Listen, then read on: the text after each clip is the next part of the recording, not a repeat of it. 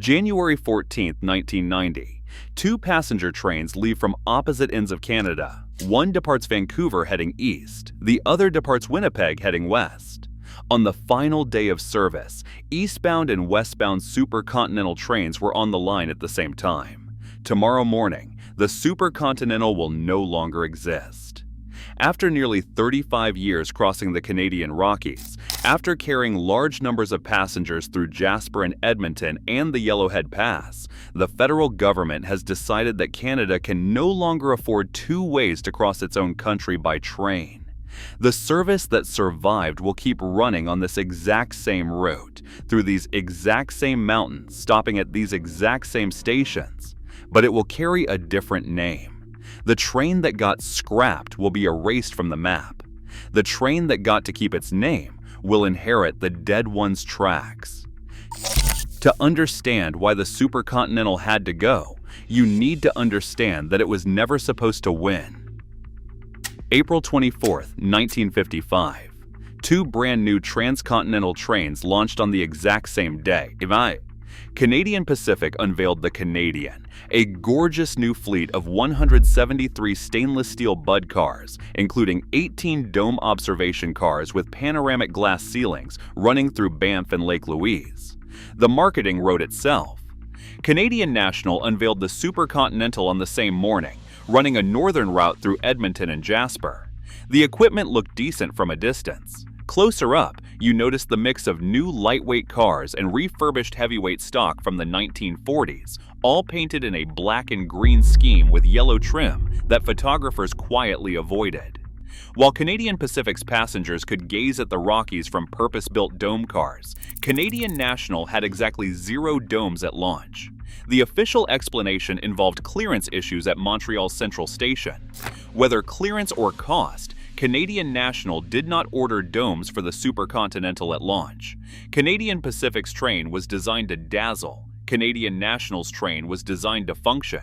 From day one, the Super Continental was the workhorse, and the Canadian was the showpiece.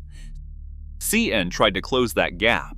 From 1964 to 1965, they acquired 6 Superdome cars secondhand from the Milwaukee Road, the heaviest passenger cars ever built in North America, weighing about 112 tons each. CN renamed them Cineramics and ran them between Winnipeg and Vancouver. It helped, but there was a catch. The domes were reserved for sleeping car passengers only. If you rode coach, you watched the Rockies through a regular window, while customers of CP sat in glass-roofed lounges.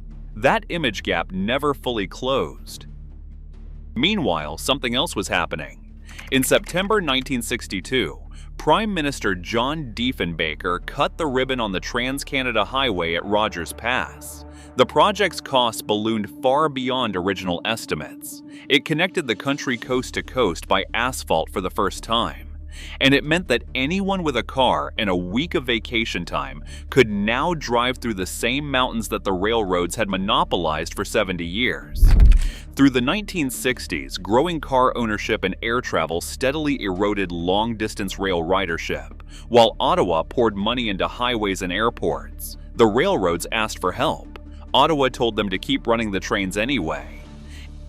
In 1977, the federal government finally stepped in. Sort of. They created VEA Rail Canada, a crown corporation that took over passenger services from both Canadian National and Canadian Pacific.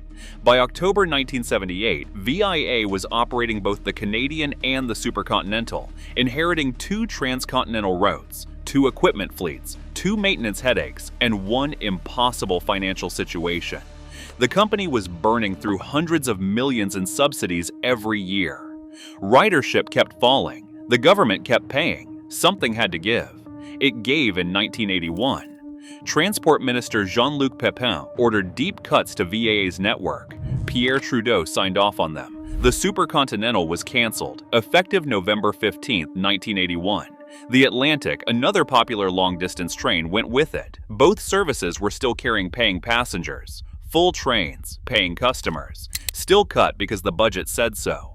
VIA was left with a single transcontinental train, the Canadian, and a network that had just lost a huge portion of its route miles overnight. Local businesses and tourism groups in the town of Jasper filed an injunction arguing the cabinet had acted illegally by bypassing the Canadian Transportation Commission. The court rejected it. The Super Continental was finished. Except it came back. Brian Mulroney's Progressive Conservatives won the 1984 federal election, partly on promises to restore Rivalry service. Western voters remembered what they had lost. On June 1, 1985, the Super Continental returned to service, but the route was truncated, running only from Vancouver to Winnipeg, no longer truly transcontinental. The eastern segments through Sudbury and Capriole were gone. VYA also received funding for 59 brand-new GMDF 40PH locomotives built in London, Ontario, delivered between 1986 and 1989. Modern, reliable power. Things were looking up. Then came February 8, 1986. A VIA Super Continental, eastbound from Jasper, collided head-on with a CN freight train near Hinton, Alberta. 23 people did not survive. The freight had run a red signal and entered single track at around 59 miles per hour. The engineer had gotten 3.5 hours of sleep before his shift. The FOIC Commission spent 56 days investigating and found serious flaws in CN safety culture. It was the deadliest rail accident in Alberta history. If that was not enough to convince Ottawa to reinvest in the system, nothing would be. 4 years later, Benoit Bouchard canceled the train entirely. January 15, 1990. Transport Minister Benoit Bouchard, serving under the same Brian Mulroney who had restored the Super Continental 5 years earlier, announced that roughly half of VIA Rail's network would be eliminated. The cuts went deeper than anything Trudeau had done in 1981. The Super Continental was canceled permanently. So were dozens of other routes. Cities like Thunder Bay, Regina, Calgary, and Fredericton lost all passenger rail service. Small towns across the country that had relied on VYA for generations found themselves stranded. System-wide ridership, which had peaked around 8 million passengers in 1981, dropped 45% after the cuts and never recovered. As of 2023, VYA carries about 4 million passengers per year, and 96% of them travel in the Quebec-Windsor corridor. The transcontinental service that remains, still called the Canadian, now runs on the old supercontinental route through Edmonton and Jasper, using the old Canadian national tracks.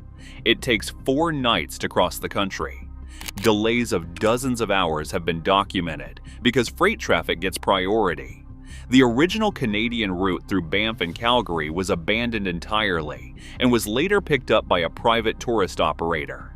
The Super Continental was never glamorous. It was the second choice, the northern route, the train without the dome cars, the one that always lived in the shadow of Canadian Pacific's flagship.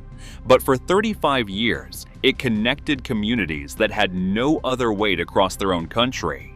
When Ottawa decided that one transcontinental train was enough, they kept the name of the famous one and scrapped the train that actually had the better route through the Rockies. The irony is that today's Canadian runs on supercontinental tracks, through supercontinental territory, past supercontinental stations. The train they eliminated is the train that quietly won. Its route survived, its name did not. And nobody in Ottawa ever acknowledged the contradiction.